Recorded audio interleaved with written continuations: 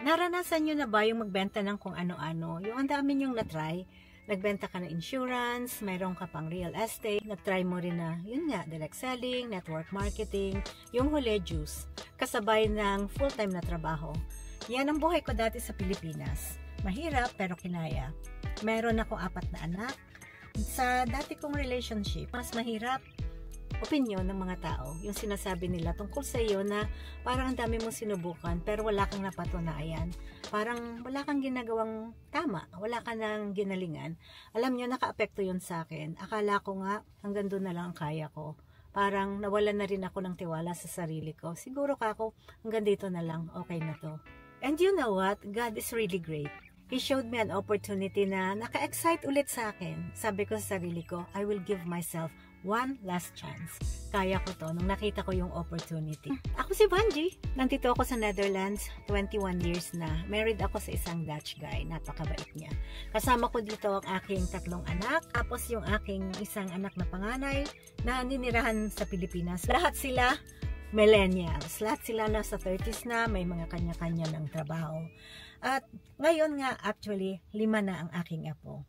Alam mo, nung dumating kami dito sa Holland, 21 years ago, ang swerte ko talaga, binigyan ako ng Diyos ng magandang trabaho. Kala ko din nung una, dream job. Maganda yung posisyon, maganda yung sweldo, nakaka-travel sa kung saan-saan.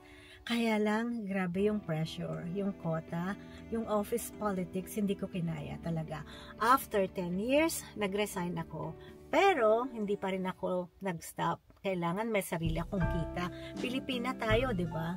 So, nag-open ako ng aking retail store. Naging Zumba instructress din ako. Hanggang ngayon, actually, nagtuturo pa rin ako.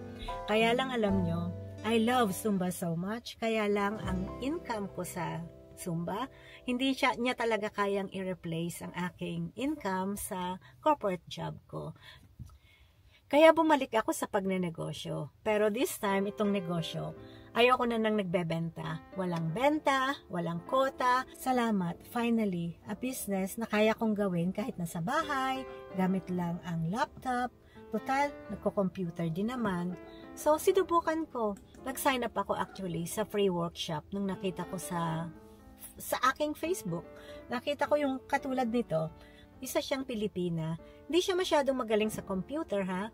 Pero, sinunod niya yung system. Kasi, dati 3 ang trabaho niya. Aba, ngayon, meron na siyang mga investments dito sa Europe. Nakuha pa niya ang kanyang pamilya. At pagkatapos, nasa bahay lang siya kasama ng kanyang 2 anak na nakakatuwa, alam nyo. Kumikita siya ng maganda gamit ang laptop. So, na-inspire ako. Nag-sign up ako. Tinignan ko yung workshop. Nanood ako, 90 minutes lang naman. Na-invite din ako sa VIP group. So, nakita ko rin yung ibang mga tao, iba't ibang lahi, iba't ibang age, iba't ibang gender. May kanya-kanyang kwento at rason kung bakit ginawa nila yung business. At sabi ko, kung kaya ng mga taong ito, atong rason para hindi ko kayanin. At hindi ako nagsayang na oras. Ginawa ko yung business. Simple siya kasi meron siyang training na kasama. At napakabait ng coach ko. Ginaid niya ako, sinet up namin yung aking business. At alam niyo, sa loob ng 1 taon sa pagbe-business, na-recognize ako sa global business community.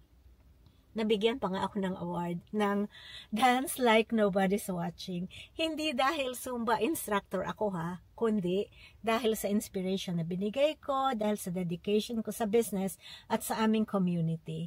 Alam nyo, magto 2 years ako dito sa business. Unang-una, higit sa lahat, yung tiwala ko sa sarili ko, respeto ko sa sarili ko. Yung pag hindi ka pala nag-give up, tapos naging open ka ulit sa opportunity, walang imposible pala. Nagkaroon ako ng mas madaming time, nagagawa ko yung negosyo kahit nagtatravel kami ni Mister. Recently, nakapagbakasyon ako, kasama ko ang aking inay at tatay, ang mga kapatid ko, ng 2 months. Siyempre, nakaspend rin ako ng time sa aking anak na sa Pilipinas, na itreat ko sila. Nakakatuwa. Ito yung mga bagay na, alam nyo, yung hindi ko nagawa dati. Pero ngayon nagagawa ko kahit nagne-negosyo pa rin ako. Gamit nga kasi yung automated system. Ba't pa ako nagvi-video? Meron somewhere out there, katulad ko, na may mga pangarap at hindi susuko para sa kanyang mga anak, sa kanyang pamilya, at para sa sarili niya at baka sakaling naghahanap ka. Kung ikaw ay may mga pangarap at gusto mong bawiin yung sarili mo, subukan mo lang. Give it a try. Tingnan mo lang yung aming workshop. Libre naman yan, complimentary yan. Baka sakali na ito na yung answered prayers mo. Walang mawawala. Sign up ka lang dito. Ito yung webpage ko. Pagkatapos kung gusto mo, i-add mo na rin ako sa Facebook. Fancy Kramers ang pangalan ko. Kung sakaling gusto mong gawin din ang business, tutulungan kita. Katulad ng ginawa sa akin ng aking mabait na coach. Nandito lang kami. Laging susuporta. Sana ito yung sagot sa mga dasal mo.